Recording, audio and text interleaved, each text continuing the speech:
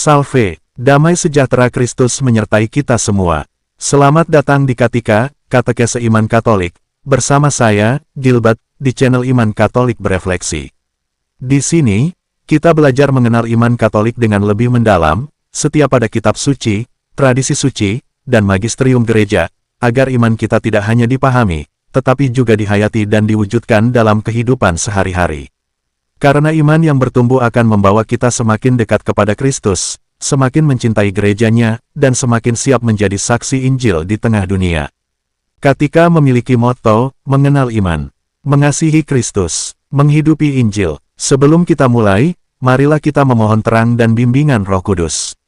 Dalam nama Bapa, dan Putra, dan Roh Kudus. Amin. Datanglah, ya Roh Kudus, penuhilah hati umat-Mu dan nyalakanlah di dalam hati kami api kasih-Mu.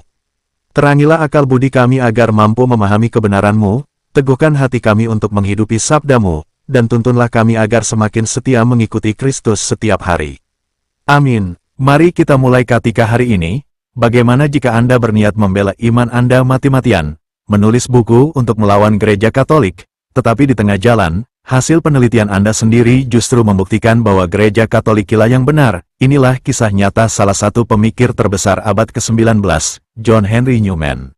Seorang pemimpin elit Protestan gereja Anglikan, seorang intelektual brilian dari Universitas Oxford, yang karena kejujuran akademisnya, rela melepaskan segalanya, masuk ke dalam gereja Katolik Roma, diangkat menjadi seorang kardinal, dan akhirnya digelari sebagai santo sekaligus pujangga gereja. Mari kita bedah perjalanannya. Pada awal tahun 1830-an, John Henry Newman adalah bintang terang di gereja Anglikan. Sebagai seorang pendeta dan teolog terkemuka di Oxford, ia memimpin sebuah gerakan bernama Gerakan Oxford. Tujuannya, menghidupkan kembali tradisi kuno di dalam gereja Anglikan. Pada masa itu, Anglikanisme sangat bangga dengan konsep yang disebut via media. Artinya, jalan tengah. Mereka mengklaim berada di posisi ideal, tidak terlalu liberal seperti Protestan kontinental, tapi juga tidak terikat oleh otoritas mutlak Paus di Roma seperti Katolik. Newman menjadi garda terdepan yang membela via media ini. Ia menulis risalah demi risalah, Tracts for the Times, untuk membuktikan bahwa gereja Anglikan adalah kelanjutan sah dari gereja mula-mula. Namun, disinilah perangkap sejarah mulai mengaturnya.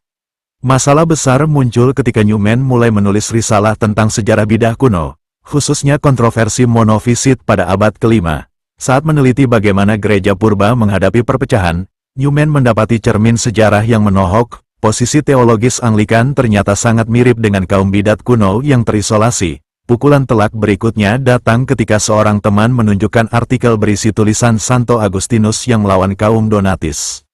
Di sana, Agustinus menulis sebuah kalimat pendek yang mengguncang jiwa Newman. Securus judicat orbis terrarum, penilaian dari seluruh dunia, Gereja Katolik Universal, adalah mutlak dan aman dari kekeliruan. Newman menyadari kebenaran pahit, teologi via media miliknya hancur lebur. Kesatuan historis yang sah secara apostolik hanya ada pada persekutuan universal di bawah takhta suci Roma. Di titik inilah integritas intelektual Newman diuji secara ekstrim. Keputusan itu tidak datang dengan mudah. Newman tahu, memilih Katolik di Inggris pada abad ke-19 berarti sosial bunuh diri. Ia akan kehilangan jabatannya di Oxford, dikucurkan oleh teman-teman akademisnya, dan dicap sebagai pengkhianat bangsa. Namun, bagi Newman, kebenaran objektif jauh lebih berharga daripada kenyamanan sosial. Pada tahun 1845, ia resmi melepaskan statusnya sebagai pendeta Anglikan dan diterima ke dalam gereja Katolik Roma. Reaksinya luar biasa besar. Inggris gempar. Banyak pengikutnya yang ikut bingung. Tetapi ketulusan hidup dan kedalaman karya teologisnya perlahan mengubah stigma publik. Sejarah mencatat pemulihan martabat intelektual Newman. Pada tahun 1879, Paus Leo ke-13 mengangkatnya menjadi seorang kardinal gereja Katolik Roma, sebuah penghormatan yang sangat langka bagi seorang konvert. Ia memilih moto hidup yang sangat indah. Cor ad cor loquitur, hati berbicara kepada hati. Tidak hanya itu, sumbangsi teologisnya melalui mahakarya berjudul An Essay on the Development of Christian Doctrine merevolusi cara pandang gereja terhadap doktrin. Newman membuktikan bahwa doktrin gereja tidak statis seperti fosil, melainkan tumbuh dan berkembang secara organik dari akarnya seiring waktu, menjawab kebutuhan zaman tanpa kehilangan esensinya. Pemikiran inilah yang kelak menjadi fondasi besar dalam Konsili Vatikan II. Pada tanggal 13 Oktober tahun 2019, Paus Fransiskus resmi menetapkannya sebagai santo.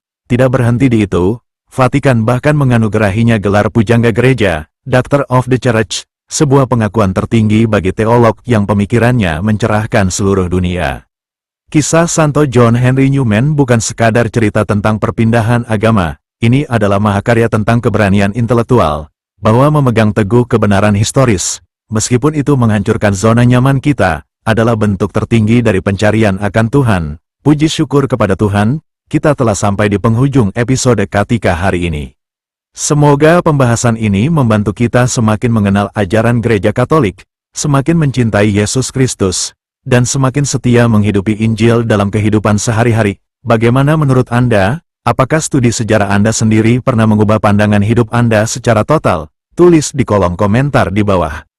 Jika video ini bermanfaat, jangan lupa like, subscribe, aktifkan lonceng notifikasi, dan bagikan video ini kepada keluarga maupun sahabat agar semakin banyak orang mengenal keindahan iman Katolik. Jangan lupa untuk like, share, dan subscribe untuk konten sejarah dan teologi mendalam lainnya. Saya Gilbert, pamit undur diri. Sampai berjumpa kembali dalam Katika, Katekese Iman Katolik, hanya di channel keren di Jiwa Awo-Awo, mengenal iman, mengasihi Kristus, menghidupi Injil. Tuhan Yesus memberkati, Bunda Maria mendoakan, dan Santo Yosef melindungi kita semua. Dalam nama Bapa, dan Putra, dan Roh Kudus. Amin. Salve.